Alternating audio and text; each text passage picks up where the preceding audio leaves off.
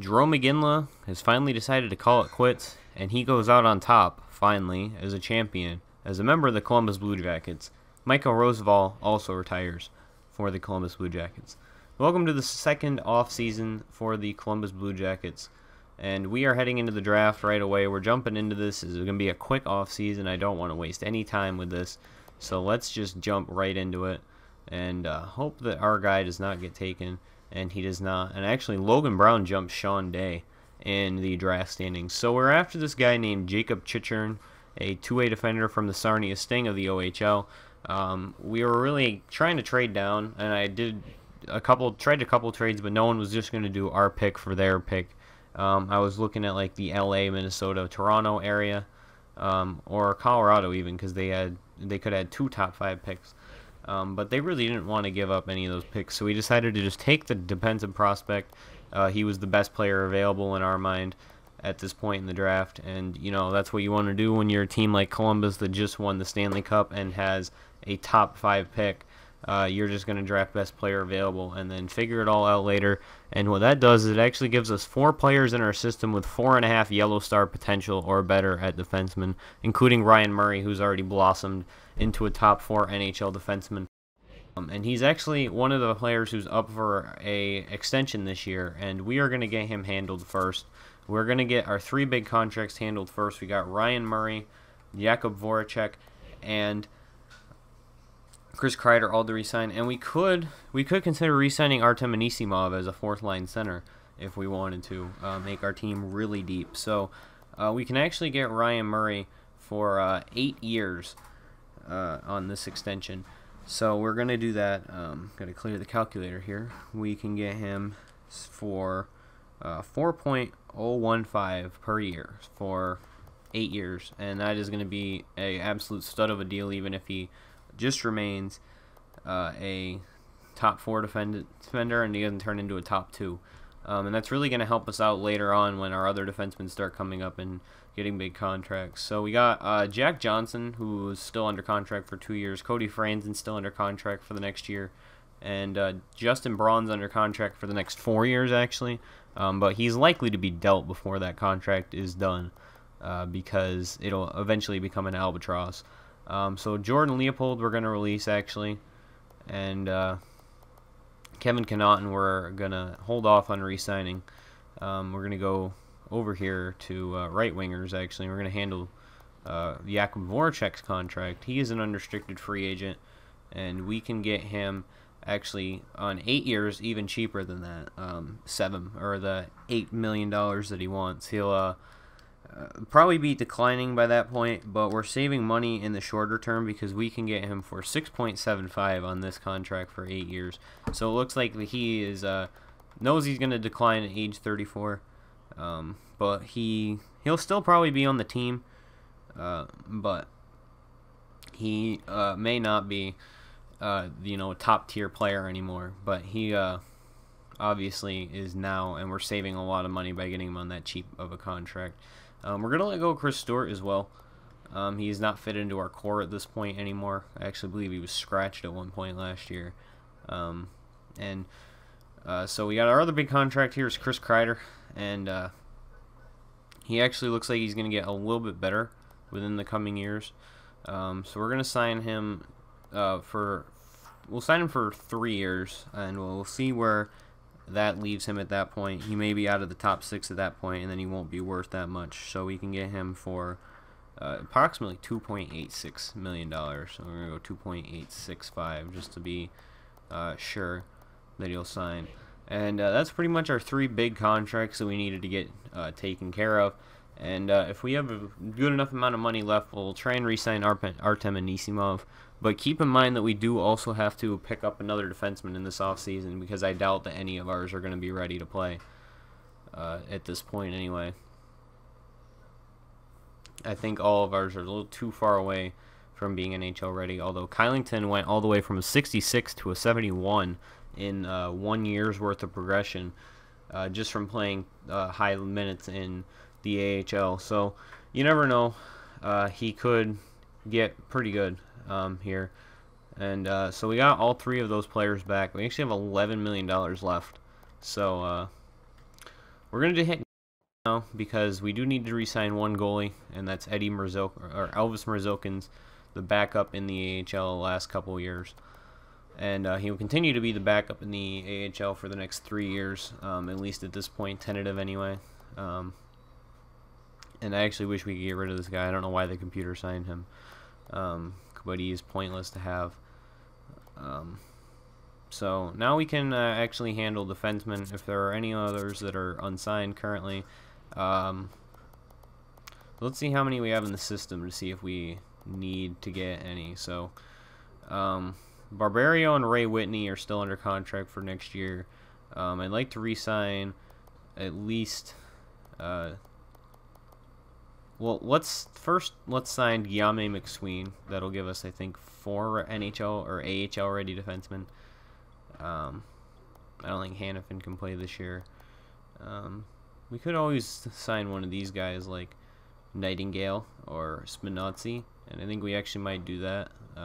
Oliver LeBlanc we can just let go into free agency. We'll sign Nightingale. Oh, let's buy out. Whoops. I guess is he already signed? Yeah, Nightingale's already signed. Spinazzi will sign. And then we can always just pick up another defensive prospect in the offseason. Because that'll leave us with actually quite a few. We got 1, 2 already signed. And then we'll have 3, 4, 5. And we can just fill that out with another prospect. So we can actually let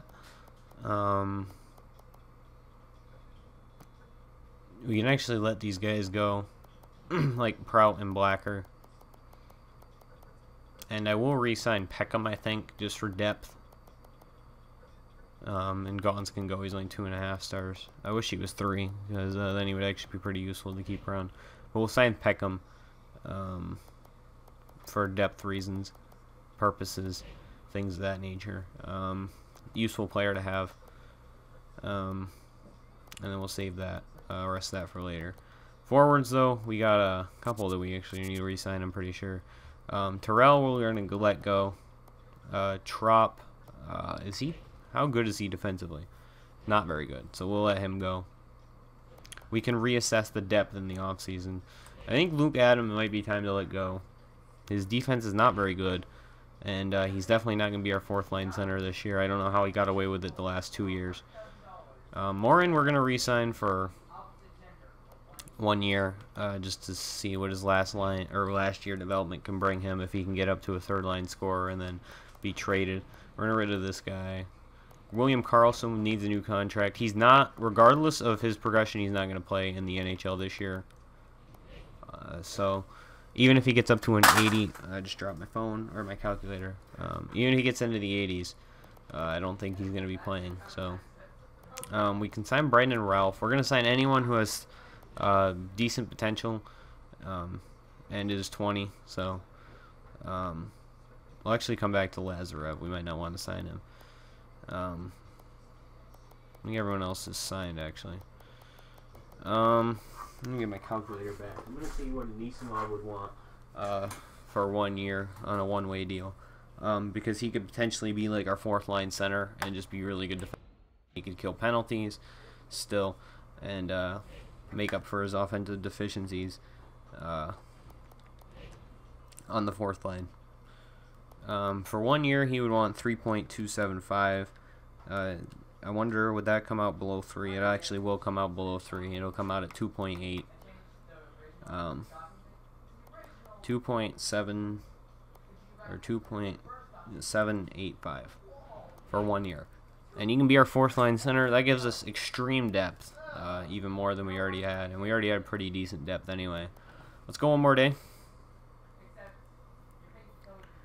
and see where the team's at. We need a top 6 defenseman, and I think we're actually good forwards-wise if we re-sign Anisimov. Karlsson, Anisimov. Okay, so everyone's back that needs to be back. And we'll keep signing Anisimov to these 1-year deals until we eventually can't afford them and we have to downgrade. But so our lines this year are going to look like Foligno, Voracek, Johansson, excuse me, Reichel, Kreider, and Broussard. Atkinson, Letestu, and then Bjorkstrand. Now, Bjorkstrand and Kreider are really interchangeable. Kreider's probably going to play the right wing. Actually, Bjorkstrand's a better left winger than a right winger. What's hand is Reichel left. So we might actually flip those two. So they're on their on hands. But that's a moot point at this point anyway. So that's our top 9, and then our fourth line will be Calvert, Dano. Okay, our forwards core is set as far as I'm concerned. Hopefully Dano progresses, and Wenberg will probably be down in the minors still. We do need a top 6 defenseman, though. I'm assuming to like the last day of this and then see what we need to do. I think we could use a couple more defensive prospects just to fill out. So we're going to go after that in free agency. And any sort of forwards prospects we could get to.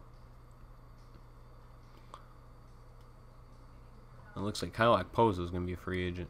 Oh, crap. I forgot about Kevin Connaughton. We're going to tender him just in case he doesn't take our contract offer. But what does he want? Not a whole lot. He actually wants less on a 1-year deal. I'm going to give him a 1-year deal. I think 1.5. Oh, we'll try 1 point. No, we'll just do 1.5. Fair price. I forgot about Kevin Connaughton. She should have done 1.440, so we spent exactly, or we had exactly $8 million spent in free agency.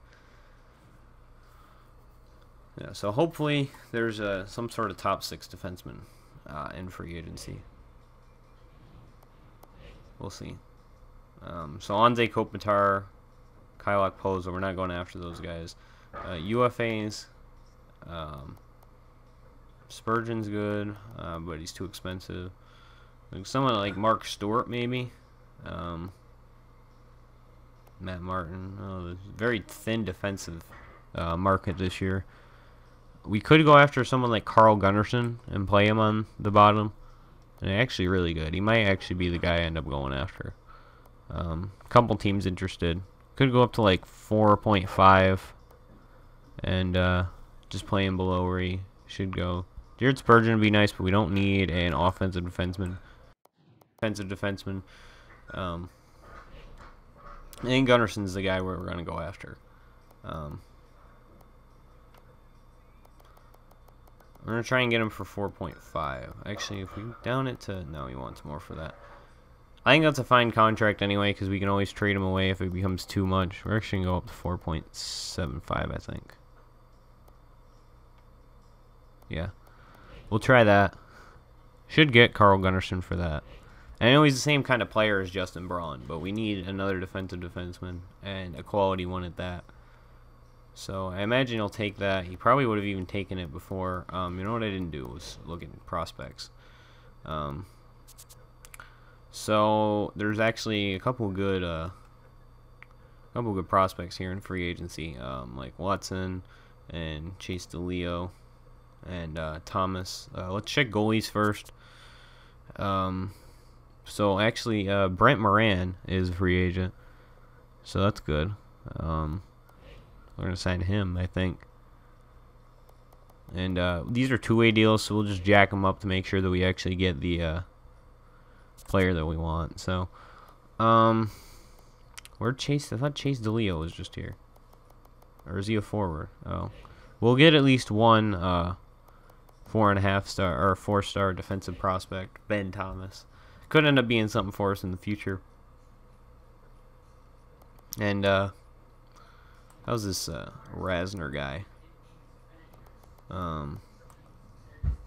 Veneer. Veneer is actually pretty good defensively. His puck skills are god awful for a two-way defenseman. This guy's a lot more balanced. It's just that he's more of an offensive defenseman still. We'll hold off on that then. And we'll just run short again this year. Yeah, Chase DeLeo is the forward prospect. I don't know why I was thinking he wasn't. Spencer Watson, though, we'll get, because he has actually an NHL-ready shot. He just kind of sucks at other stuff. Chase DeLeo. And we can just jack these up, because they're two-way deals, and these guys are going to be in the minors anyway, so they're not going to affect us. So the only thing we have to account for is that there are going to be a couple two-way deals that are up. Oh, so we got Carl Gunnarsson. Okay. Or did we? No, we didn't get Carl Gunnarsson, did we? My cap space didn't go. Change. Shit. We didn't get Carl Gunnarsson. Okay. I guess we're going to have to go after someone like Mark Stewart or Jordy Ben. That sucks. I got rid of Leopold because I didn't want someone like that. But shit, actually, Paul Postma might be a decent one to go after. No, Carl Gunnarsson. Yeah, it says we signed Carl Gunnarsson. I might have to sim a day. Okay. Never mind. We signed Carl Gunnarsson. It just didn't update my cap. Spencer Watson. Okay, so I'm actually going to cut out, and then I'm going to go to the end, and then I'm going to back out and come back in and set the lines. Alright, so here's what the team is going to look like this year. We got Nick Foligno, Ryan Johansson, and Jakub Voracek on the top line. We have Bjorkstrand with Broussard and Reichel, and my reasoning behind that is Bjorkstrand is actually listed as a second-line player, and we would have had a situation with Kreider where we had two power forwards on the same line, and then on the third line we would have two snipers on the same line. So we're just balancing the team a little bit better, in my opinion anyway. And then we got Atkinson, Letestu, that combo. It might be the last year of that combo because Letestu expires after the year, and Alex Wenberg's already listed at an 81 overall, and I expect him to go up even more. And Letestu, he's only making $2 million, but he's on the downswing of his career. He's like 34, I think. No, he's 31. And he's actually a pretty good offensive player. And he did take a step back last year from his totals before. They're still solid numbers, but I think that Wenberg, could be a second-line center of the future. So I really want to give him the shot. So this will probably be the last year of Letestu, Atkinson. Kreider I put on the third line. Don't have really a problem with putting him on the third line because he's only an 84 overall, and he did miss a significant portion last year, but even when he didn't put up the most spectacular numbers in the world, and even before that he only had 37 points in a full season with the Rangers. So beyond that, Dano, Anisimov, Calvert's our fourth line. I'm not a fan of having Calvert on that line, but we'll see how it turns out. And then here we got Johnson and Murray, Franzen and Gunnarsson. They're reunited. They were together in their Toronto days, and now they're back together. And I put Braun down here because I figured the potential for Franzen to put up more points was higher if Gunnarsson was on that line as opposed to Braun, because Gunnarsson could really just be the stay-at-home defenseman, and Franzen could be in on the rush. And then Braun's not as defensively responsible. He's close, but not quite there. And then this is the power play. I tried to put Letestu somewhere on the power play, but I couldn't figure it out. And I took Foligno and yeah, okay. And I took Foligno and who's his face?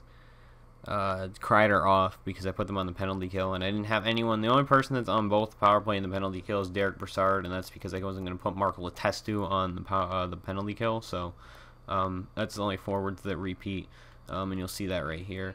Anisimov, Foligno, Broussard, Kreider, and then our goaltender is obviously Bobrovsky, and Forsberg's actually an 85 backing him up. So that wraps up the offseason.